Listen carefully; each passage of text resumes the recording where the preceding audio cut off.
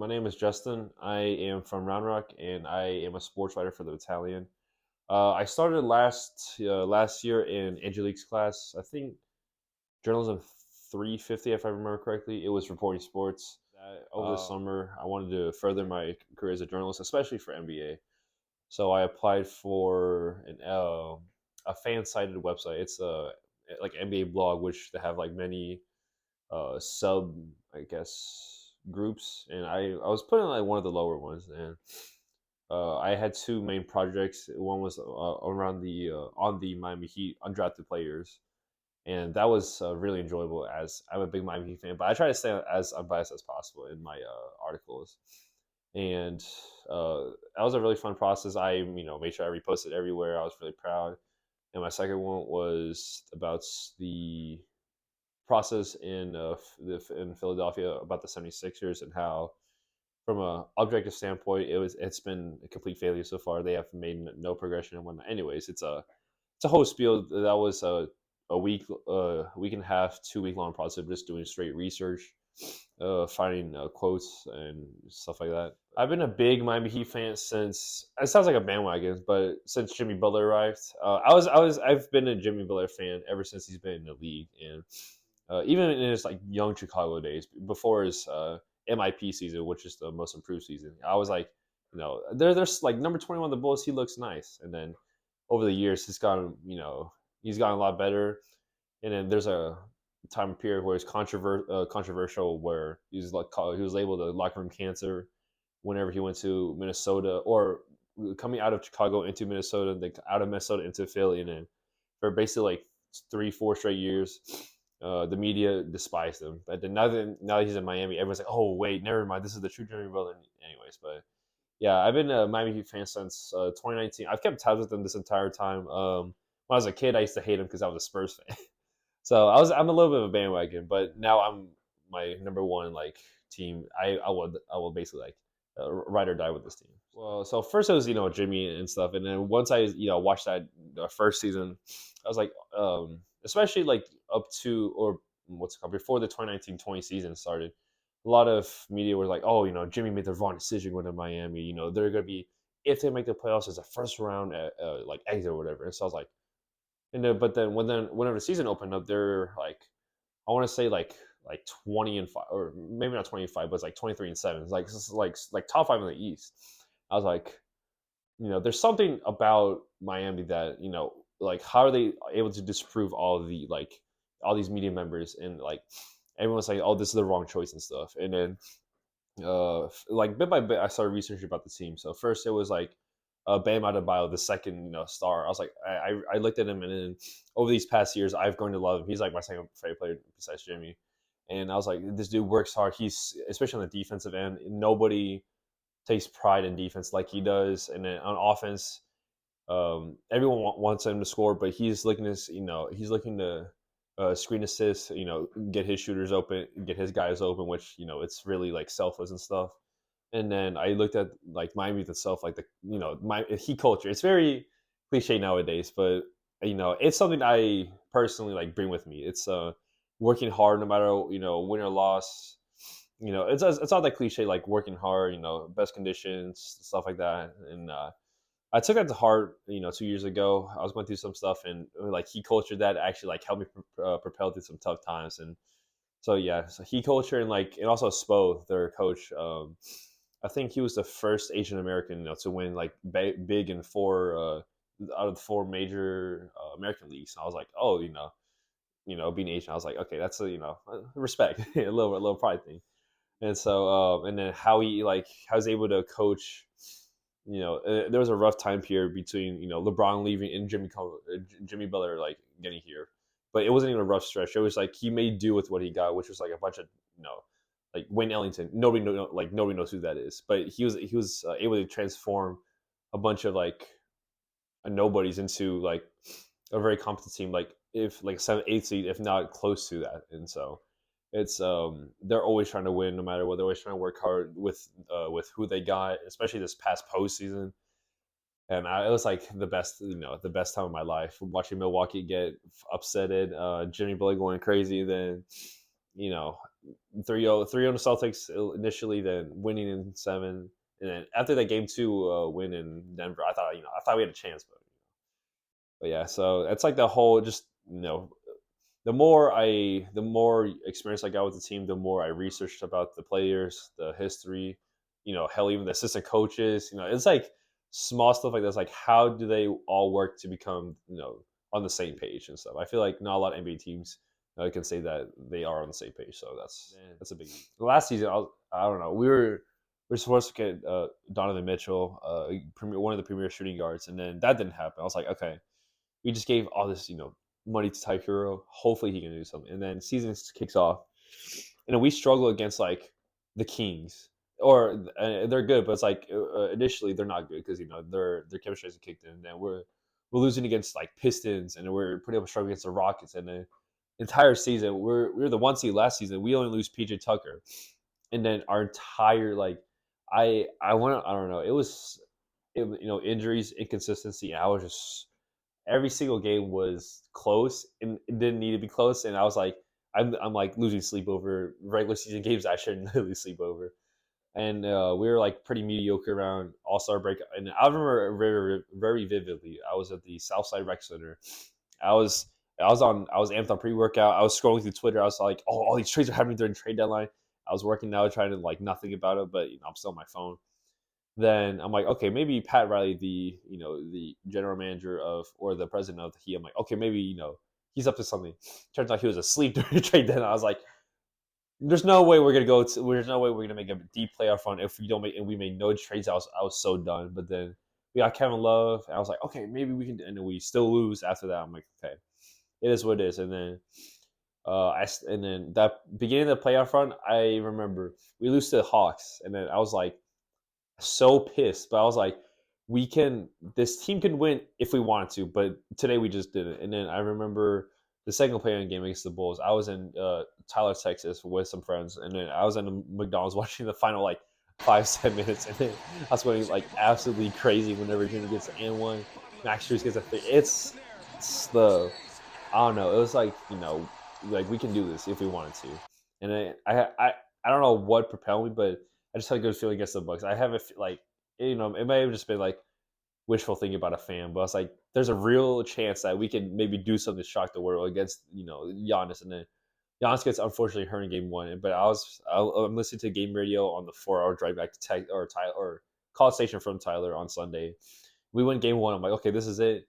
We lose game 2, then game 3, Victor Oladipo gets hurt. I'm like, I'm about to cry. I'm like, oh my god, there's no way we lose Tyler Hero game 1. I thought it was over. Then we lose Vic on game 3. I was like, there's no way in hell. Like, Jimmy needs to put up a heroic performance. Game 4, that's the first time I've ever like cried to an NBA game. Jimmy just goes absolutely crazy. First quarter, 20 points. Then the second, third quarter, he cools off a little bit. Then fourth quarter, it was run after the run. I can remember the calls. First Caleb Martin hits a 3 over Giannis. He does a little celebration. Then we get a steal at half court before timeout. Bam passes the ball. Jimmy, he's hanging onto the rim, yelling. I've never seen Jimmy so just in it at that moment. And then he gets 56. Oh man, I remember I was tearing up. I was crying. I was like, "This is the best game I've ever seen." And we beat.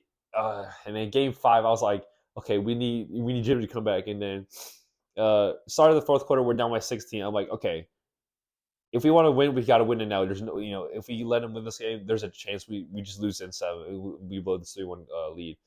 Jimmy gets taken out the game for the first like 5 minutes. I'm like, okay, maybe he's prepping for game 6. Then Bam goes on his crazy run. I'm like, okay, Bam, this is. I'm like, and I'm just like, I'm watching it again with my best friend, and he's just the one Celtics fan, and I'm just going crazy, and I'm like, okay, if we win, or it's like we don't come this far just to lose, it's like I was trying to fire up the team somehow, and then Jimmy goes absolutely crazy, and then Gabe makes a crazy 3 to bring the game within 1, and then Drew misses a free throw. He splits it, then alley-oop to Jimmy for the tie, and it was wraps from there. I was going crazy. I had like 2 like maybe like noise complaints from that night from my other apartment neighbors because I was going crazy. And but yeah, and then Jimmy getting hurt, I was like a low for me. I was like, man, I don't know. At the back of my mind, I was always wondering like, sooner or later, the gas from this run is going to run out. But thankfully, it didn't run out there. We easily beat the Knicks, which was a sleeper series, honestly, because the Knicks are so sorry. Then we play a Celtics and 3-0. I remember game one. Me and my friend, we watched the first two games on Discord as we usually do since he's in New York, and I'm just in his ear, just trash talking his ear off, and then especially game two, whenever Jimmy goes, him and Grant Williams get the whole altercation. I'm like, yeah, this is he culture, yeah. I was going crazy, and then he's like, all right, I'm not gonna watch it with you anymore because he's so pissed. And in game three, I was watching on Discord. Yeah, I was going absolutely crazy. We blow them up by like 30, 40. I'm like, this is a sweep. There's no way we're about to sleep him. And then, 4 or 5, game six, we lose in game six. Oh man, I was watching with my mom. And then Jimmy gets fouled on a last second 3 point time. I'm like, this is it. This is the finals right here. We win at home. This is crazy. And Marcus Smart misses a three. Then the ball somehow ends up in Derek White's hands, and he wins the game. I'm like, okay. I cried about it for like 10 minutes. I'm like, it's over. It was a good run while it lasted. Then Spo was like, man, me and the guys want to run for another or play for another 48 minutes. I'm like, all right, I'm back then. If he's back, then I'm back. So in the game seven, I was like, I watched that game with my mom. I'm like, this is it. And then we won by like 20-30. I was like, finally, this is the year Jimmy gets his ring. But unfortunately, his ankle gave out like 3 or 4 times. During the playoffs, and watching Denver, I realized how on a different level they were. But yeah, no, the highs were honestly every single year, but except for 2020 or 21. Like every single year was just another. That's why I love sports. Every year, like say for Jimmy Butler, he has like in the 3 or 4 years, he has every single year so different from his previous year. There's not one same year, so that's what I like about sports, and that's what I like about the Miami Heat. If they win, I'm like, oh yeah, I'm gonna have a good 2 days. And then if they lose, I'm like, like in a weird way, it motivates me to work out harder at the gym. I'm like, oh my god, I gotta do all this stuff so they can win. And it's a weird sense where it also again the 21 season or 21 year where things went down south. I was like, if I work hard enough, it's like if I work hard enough, maybe I can repay them with this hard work, and they can use that to win. It's like a weird logic that I have. It's like, it's like all the things that they have inadvertently done for me can finally cash out, and Jimmy gets his ring or something. That's just like the way I look at it. So it's it is a very interesting um experience, I would say, because my favorite football team is Seattle, and my favorite NBA team is Miami. It's like how do I get? Well, first off, I was a bandwagon for Seattle, and I was a bandwagon for Miami, right? But then it's like once you get into these teams, and it's how I explain my fandom to Jimmy Butler to everybody else. It's like I always like pick one like player or like just a small stuff. Like maybe I like the colors right of Miami, but for me it was the player.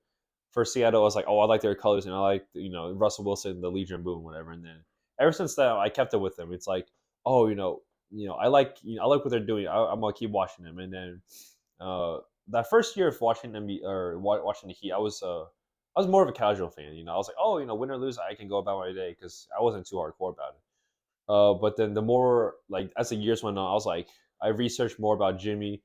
Like I know it sounds weird, but I follow closely with what he does, what he posts, how he operates and stuff, right?